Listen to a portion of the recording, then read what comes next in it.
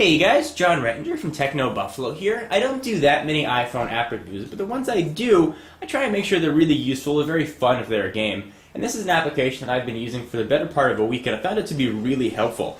It's called Remote Tap, and it lets you remotely access your Mac from anywhere over Wi-Fi or 3G. And this will definitely work with an iPod Touch as well. It's a $4.99 application that you need to buy from Apple's App Store. Let's go ahead and launch it right here. I'm going to cover some information that shows up. Go ahead and launch my desktop. So right now it's going to pull up my desktop. See, I've got a Firefox window open. It's a little bit shrunk and hard to read, so if I rotate it, I now have my full desktop. And I use multiple monitors, and this supports that, so I can scroll over and I can see my other monitor. We'll focus on one for right here, and we'll look at this Firefox window.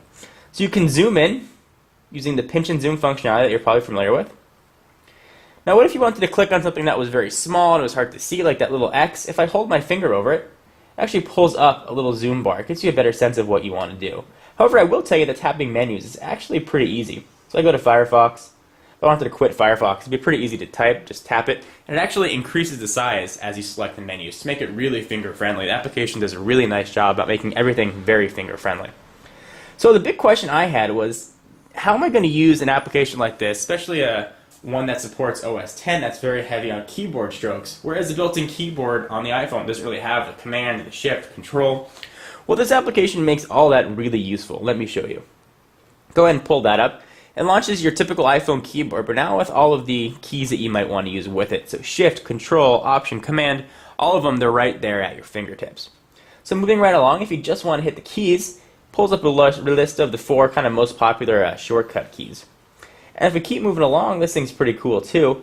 It's sort of, you can see these circles show up, and this is if you want to control your music. So let's say you're in the other room and your computer is controlling a party and you're not on Wi-Fi for whatever reason, you can't use Apple's remote app. This lets you control absolutely everything. Go ahead and pull it up, you get your full remote control button. So you can control wherever you want, or if you're, let's say you're on the other side of the world and someone at home is listening to music, you can just jump in and correct what they're listening to, which is kind of fun. So we'll keep moving along, show you what else we have here. This shows you what's open. Makes it a lot easier to manage your application, so it tells me what's running, what's in my dock, all my applications that I have, and I can go ahead and pick one right here.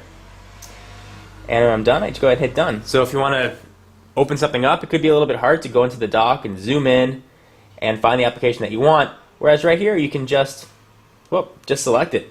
It's got another button for music. Also control spaces too, if you've got spaces used on your computer.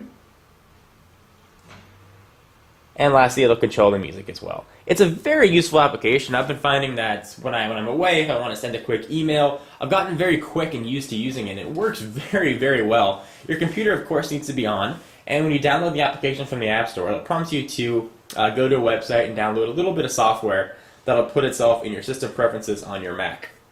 But it really just works incredibly well. It's a fun application to use, and it is pretty sweet to see your whole desktop right on your phone. I should warn you though, it can be a bit choppy over 3G, but it's definitely useful. One thing that you can't do is play video.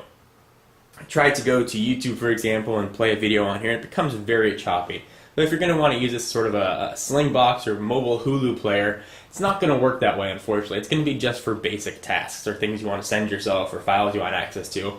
At least right now, it's not the best for viewing streaming video. Just wanted to give you a heads up, because that was the first thing that I wanted to see when I downloaded this application. Anyway guys, hope you enjoyed. This is a quick demonstration of Remote Tap for the iPhone or iPod Touch. For those of you that are PC users, I'll be doing another video showing you a great application that does the same thing for PC. Hope you guys enjoyed.